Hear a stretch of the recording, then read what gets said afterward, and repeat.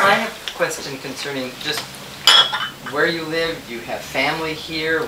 Just do some things about more personal. Yes, You would not. I was born in Iraq, as I mentioned earlier. I'm married. I have 6 kids. My oldest child is a boy. He is 23-year-old. And my youngest is 1 year and a half. She's a girl. So I have 4 boys and 2 girls. From one wife, though. So my 2 oldest sons are studying in the seminary, the same seminary I studied. They graduated from here and they went to Iran. They are studying their religious studies there. They come at least once a year, sometimes twice a year, to the United States. We see them, we meet with them, and I live in Canton, which is a suburb of Detroit. I work in Dearborn, where my mosque is, and my family. I come from a very prominent family. The Qazwini is a very well-known family in Iraq. But the reason I left Iraq wasn't because I was hungry. It was because I was not safe. My family was not safe. Under Saddam Hussein, my father had to escape from Iraq. My father left Iraq secretly because he was a vocal opponent of Saddam Hussein. And there was a plot to arrest him and prosecute him, but he left Iraq. Afterwards, Saddam Hussein executed 15 members of my family, including my grandfather, who was 80, when he was executed by Saddam Hussein. And since the invasion, I went for 32 years. My family, my extended family, my parents and my siblings and myself were not able to go back to Iraq. From 1971 till 2003, for 32 years, we were not able to go back to Iraq. Till 2003, my father went first. My father used to live in California. He was a senior imam there. He went back to Iraq. Now he lives in Karbala along with my mother. And I went 3 times actually, or actually 4 times I went to Iraq after the invasion, 2004 and 2005, and twice this year. In April and in July of this year, I went back to Iraq. And I found almost everything has changed in Iraq. From the neighborhood to people, many of the people we knew either died, or they were executed, or they left the country.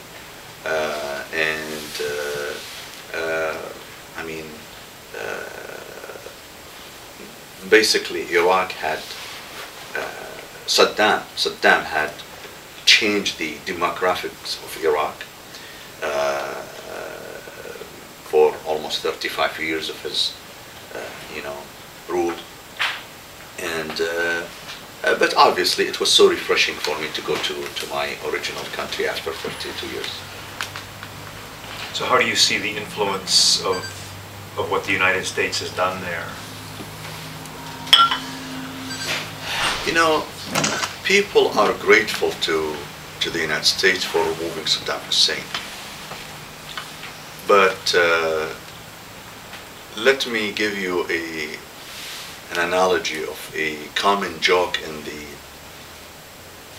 the Middle East. They said a bull inserted its head in an oven. In the past, they used to build the oven in the house. It's built in. So a bull inserted its head inside the oven, and it was not able to get it out. People did not know what to do. Then they decided to go to the grocer in the village. So they brought the grocer, who was known to be wise, but this story proves that he was not so wise. They brought him in and they told him, "We have a bull who put his head inside the oven. Can you help us without killing without hurting the bull and without demolishing the oven, he said, let me think. He thinks and he says, the only solution is that I have to kill the bull. So he kills the bull. Now the head falls in the oven. Now he tried to get it out, he could not. So he decided to demolish the oven.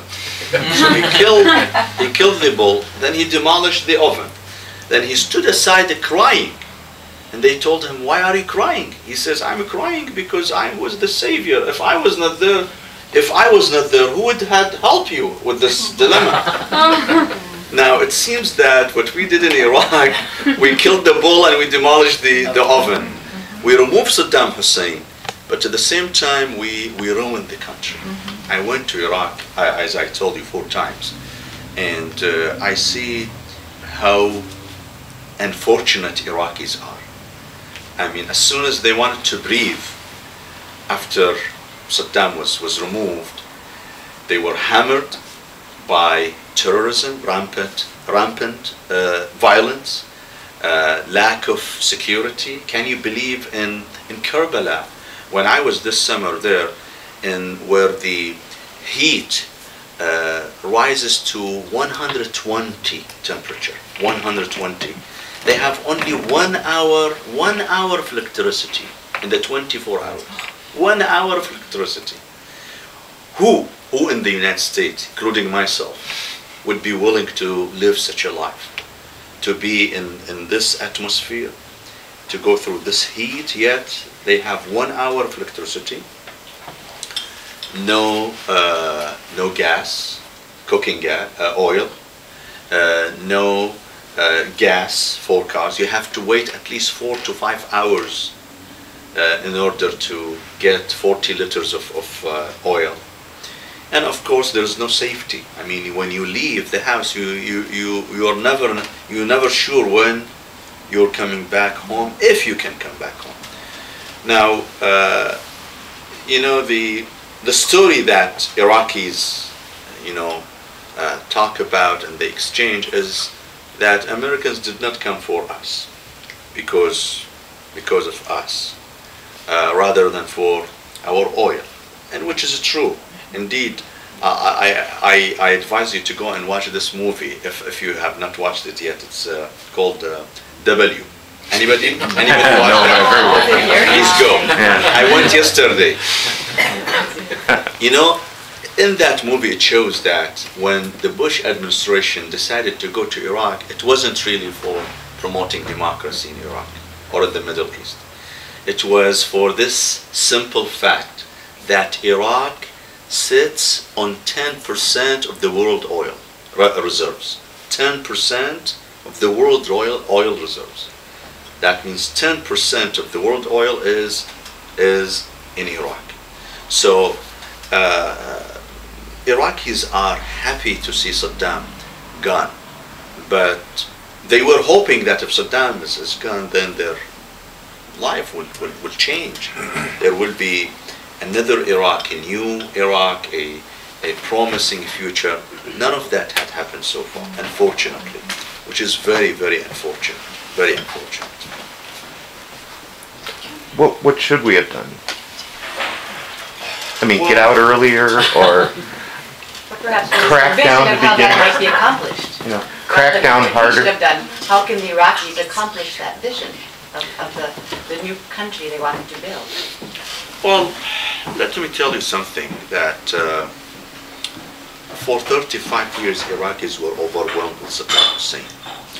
Saddam was known to having zero tolerance towards any opposition, meaning if someone would criticize Saddam Hussein with a slight word, he would be executed. Literally, he would be executed. For 35 years, thank you so much, I appreciate it. For 35 years, Iraqis were really persecuted and overwhelmed. Now, Saddam came up with another genius idea. In order to deter any potential opposition, he would go after his opponent's family members. So it would not suffice to kill the person himself, rather than to go after his family, his wife, his kids, his family members and killed them all. Now, when Americans went, one mistake we made, one major mistake we made, and that was disbanding the Iraqi army.